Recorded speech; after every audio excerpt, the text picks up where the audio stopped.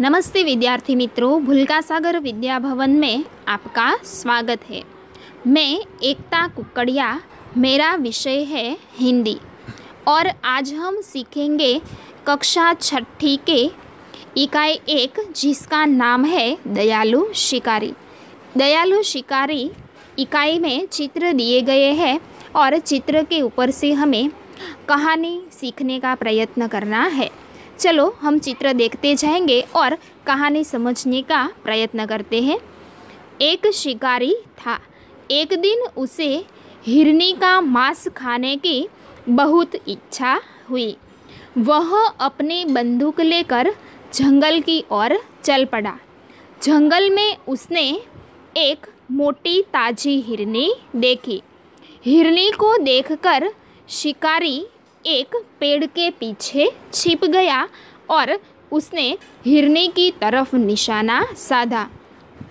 निशाने की सीध में आते ही शिकारी ने गोली छोड़ दी।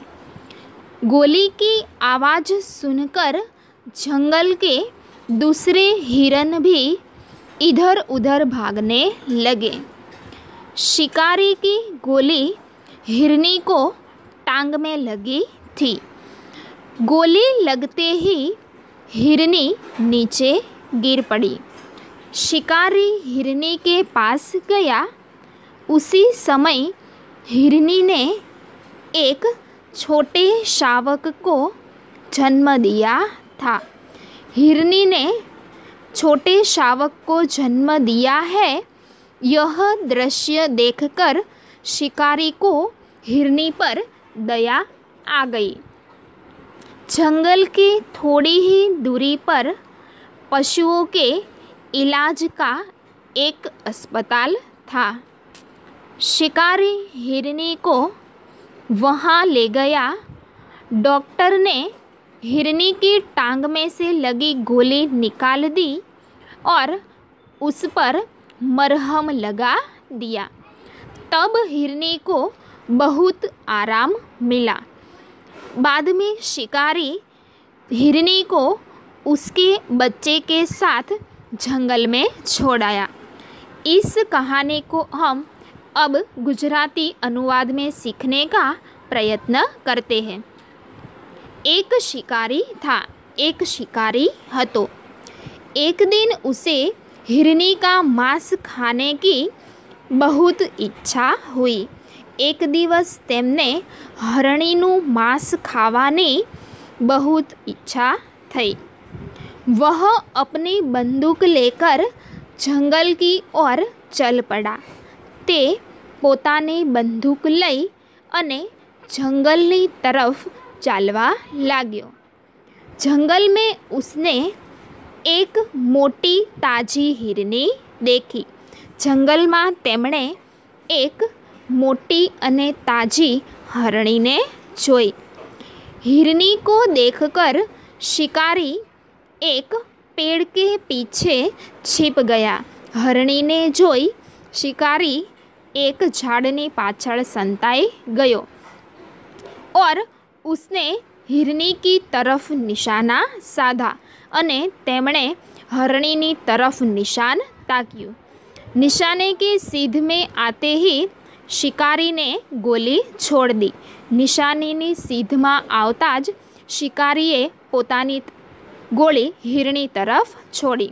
गोली की आवाज़ सुनकर जंगल के दूसरे हिरन भी इधर उधर भागने लगे। गोलीनो अवाज सांभळता जंगलना बीजा केटलाक हरणों पण आम तेम दौड़वा लाग्या। शिकारी की गोली हिरनी को टांग में लगी थी। शिकारीनी गोली हरणी ने पग में वागी हती।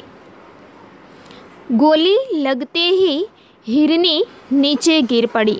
गोली वागता ज हरणी नीचे पड़ी। शिकारी हिरनी के पास गया। शिकारी हरणीनी पासे गयो। उसी समय हिरनी ने एक शावक को जन्म दिया था। तेज समये हरणीए एक नाना बच्चा ने जन्म आप्यो हतो। यह देखकर शिकारी को हिरनी पर दया आ गई। आ जोई शिकारी ने हरणी ऊपर दया आवी गई। जंगल के थोड़ी दूरी पर ही पशुओं के इलाज का एक अस्पताल था। जंगलना થોડાક જ દૂરના સમયમાં પશુઓના સારવાર માટે एक हॉस्पिटल હતી। शिकारी हिरनी को वहाँ ले गया। शिकारी हरणी ने त्या ले गयो। डॉक्टर ने हिरनी की टांग में से लगी गोली निकाल दी और उस पर मरहम लगा दिया। डॉक्टरे हिरनीना पगमां वागेली गोळीने काढी अने तेना ऊपर मलम लगावी दीधो। तब हिरनी को आराम मिला। त्यारे हरणी ने आराम मळ्यो। बाद में शिकारी हिरनी को उसके बच्चे के साथ जंगल में छोड़ाया। त्यार पछी शिकारी हरणी ने तेना बच्चानी साथे जंगल में छोड़ीने आव्यो। विद्यार्थी मित्रों, अब हम सीखेंगे स्वाध्याय की कुछ कहानियाँ। स्वाध्याय की कहानियों में भी चित्र दिया गया है। उसमें 3 कहानियाँ हैं। एक है बातूनी कछुआ, दूसरी है प्यासा कौवा और तीसरी है कौवा और लोमड़ी। अब पहली देखते हैं बातूनी कछुआ। एक तालाब था। वह तालाब के किनारे एक कछुआ रहता था। वह कछुआ बहुत बातूनी था। वहीं पर 2 हंस भी रहते थे। कछुआ और हंस दोनों पक्के मित्र थे। एक साल बरसात बहुत कम हुई। तालाब का पानी सूखने लगा। तभी दोनों हंसों ने दूसरे तालाब पर जाने का निश्चय किया। कछुए ने कहा, मैं भी तुम्हारे साथ दूसरे तालाब पर आना चाहता हूँ। तभी दोनों हंसों ने एक तरकीब सोची। दोनों हंस कहीं से एक लकड़ी ले आए। दोनों हंसों ने लकड़ी का एक एक सिरा अपनी अपनी चोंच से पकड़ लिया। कछुए ने लकड़ी का बीच का भाग अपने मुंह से पकड़ा। हंसों ने कछुए को बोलने से मना कर दिया। अब दोनों हंस कछुए को लेकर उड़ने लगे।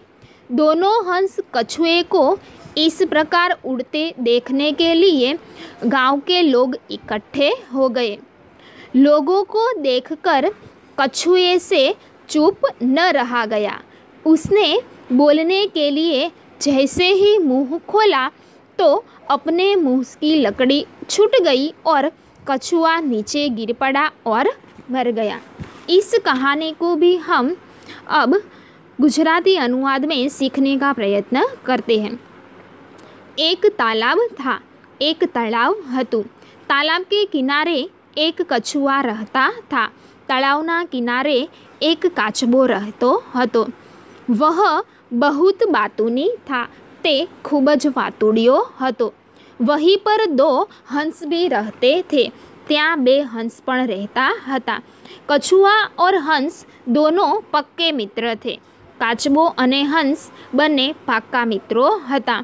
एक साल बरसात बहुत कम हुई। एक वर्षे वरसाद खूब ज ओछो पड़्यो।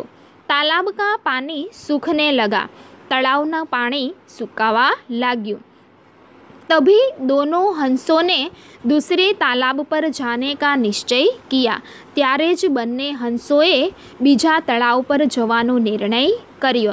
तभी कछुए ने कहा, मैं भी तुम्हारे साथ चलता हूँ। त्यारे पण काचबाए कह्यु के हूँ पण तमारी साथे आववा मांगू छूँ। दोनों हंसों ने एक तरकीब सोची। बंने हंसोए एक युक्ति विचारी। वे कहीं से एक लकड़ी ले आए। ते क्यांकथी एक लाकड़ी लई आव्या। दोनों हंसों ने लकड़ी का एक एक सिरा अपनी अपनी चोंच से पकड़ा। बंने हंसोए लाकड़ीनो एक एक छेड़ो पोतानी चांच द्वारा पकड़्यो। कछुए ने लकड़ी का बीच का भाग अपने मुंह से पकड़ा। काचबाए लाकड़ीनो वच्चेनो भाग पोताना मुंह द्वारा पकड़्यो। दोनों हंस कछुए को और कछुए को लेकर उड़ने लगे। बन्ने हंसों काचबाने लईने उड़वा लाग्या।